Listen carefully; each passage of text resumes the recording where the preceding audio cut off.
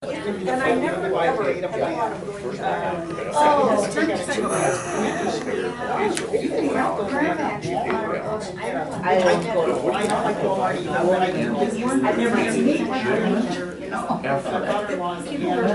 oh yeah, don't care. We didn't see all of it. You just throw them in the kilns, they didn't make it. So you buy the plant from where you buy it? It was good. I liked it, so you have to go to the next one. I couldn't go to. No, I don't either. Go ahead. You just commit a certain. What did you plan? Okay, it's 10 o'clock. Time to begin. I don't know where Rick is. Okay. Just before we start on our agenda, I want to mention that Jay Squires said that the open meeting law applies when there is a quorum of the body present. That is not the case here, because we only have 2 commissioners. We have 1. And the court has said that the open meeting law applies to committees of a body only where the committee has been delegated decision-making authority, which does not seem to be the case here, since the proposed ordinance that they're working on will go to the zoning committee, which has a public hearing, and then it goes to the county board for the decision. However, at one of those board meetings, Teresa had said we could have observers, so you are the observers. But in the spirit of cooperation, I would hope that you would respect the wishes of the committee and not record. I think that's a halfway step we've been talking about. So, no further discussion, we are moving to the agenda. And the agenda today is dealing with setbacks. Now, I gave each of you a little worksheet, which you can use the back to scratch paper, or you can throw it away, or you can use it. I thought it might be helpful to you, make it quicker and easier to find things in these umpteen different samples that we have. So I went through, scanned through it, and I put down the page number where I found something that deals with that setback category, that's the word. And thinking this would help you find it. Now, I may have missed some because I didn't read word for word, I scanned, but at least it's a starting place for you to look at that. Any questions about that little worksheet? And as I went through it, policeman, did you? What's that? No. Ticket? 10 o'clock. Turn it off. I was going to say Turn 10 it off. o'clock's a couple minutes Turn it- ahead. Oh, well, Yep. I went by that. Turn it off.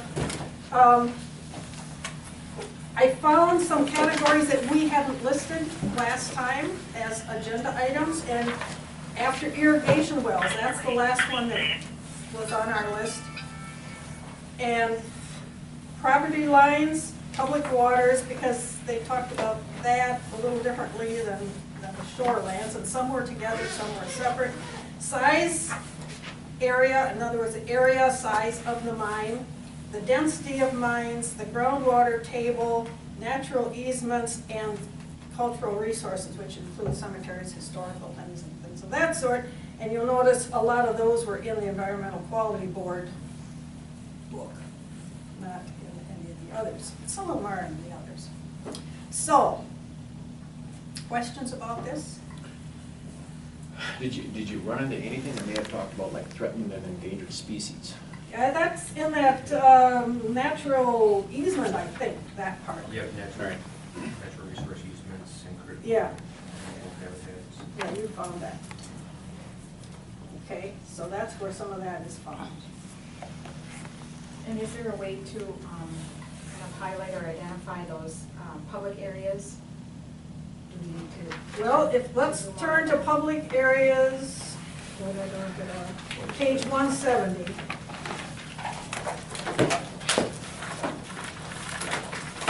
See what they have listed. I said I didn't read it word for word, but when I found something that looked like it belonged there, I really found it. You might identify it like Dan would have kind of mapping of what areas are both plans. Okay, under B, it talks about habitat for fish and wildlife, running fish and wildlife oriented recreation, Oh, there, the significance. Okay. native ecological communities, habitats, protect and enhance natural features. Okay, so that's, when we talk about public areas, we're talking about that. I guess what I'm wondering about is where does, like, schools, nursing homes, There's daycares, somewhere in there. where does that fit, maybe? They'd be in municipalities for the most part.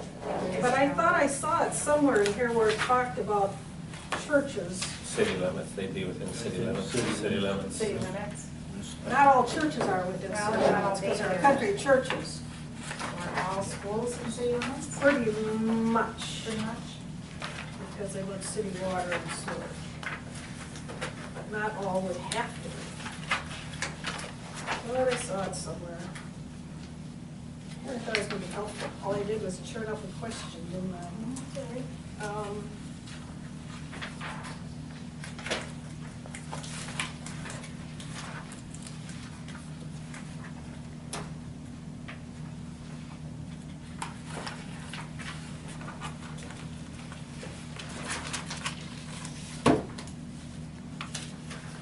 Can someone tell me what a calcareous fin is? I know it's not here, it's in the It's Minnesota a River very Valley. unique, It's a unique We do have it wetland, here. isn't it? Do we have some fins?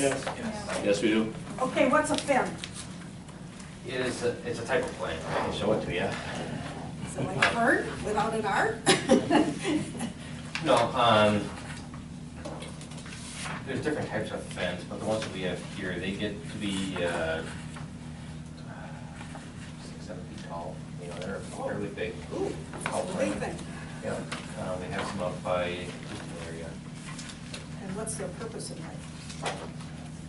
You know, it's essentially, you know, it's. They're a wetland. They're a wetland type of Wetland. plant. that Okay, needs so to they have- indicate there's a wetland. They're what type of plant that needs to have real specific chemical minerals within the water, such like calcium and stuff. Okay, well, you see, we all learn something new every day, so that's my new learning for the day. I think we have 2 designated fence areas. Okay, what about the natural resource easement? There's conservation easements, scenic easements, trails easements. I don't know if that includes schools, No. No, that's No. more dealing with, natural things. Well, I don't know, but let's just add it to it if we can't find it, if maybe somebody will be able to find it. Yeah, because we've got probably 1,500, 2,000 acres in Houston County in the perpetual rim program that landowners or the state has already spent a significant amount of money on protecting those areas for scenic and wildlife habitat and water quality. Okay, so, do you want to go through each of these setback areas and talk about what you might consider as a setback? Now, you did 2 of those last week, and you may want to change your mind on those because that was at the end.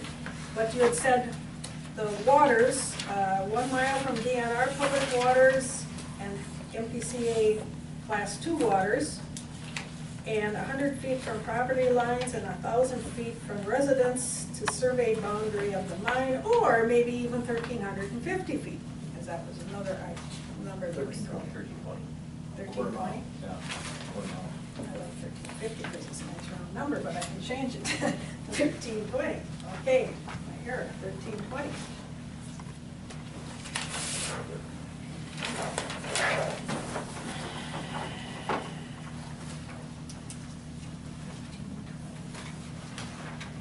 So would you say those again, or write them down someplace, because I missed all that last week. That was not, that should have been in your email flip chart. This was stuff that was on the flip chart. So Oh, it there it was, is, never mind, yep, I saw it, I did see it.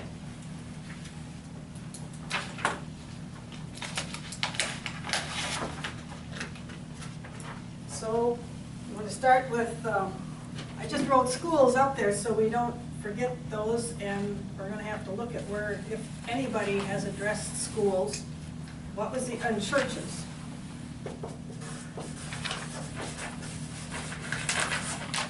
Okay. Cemeteries, I've got Cemeteries, down, I got cultural those resources, down here. okay. Yeah, because a lot of those scattered around with nothing there except a cemetery. There's a lot of unknowns around here. A lot of that I- unknowns. Yeah. Cultural resources, I think 192 talks about his cemeteries already. Okay, so do you want to talk about, any more about residences, or do you want to change that at all? I mean, I look at the, I know the research and a lot of stuff is there, but we do require, and to be consistent, 1,320 feet for residents to, in the feedlot rules, so I mean,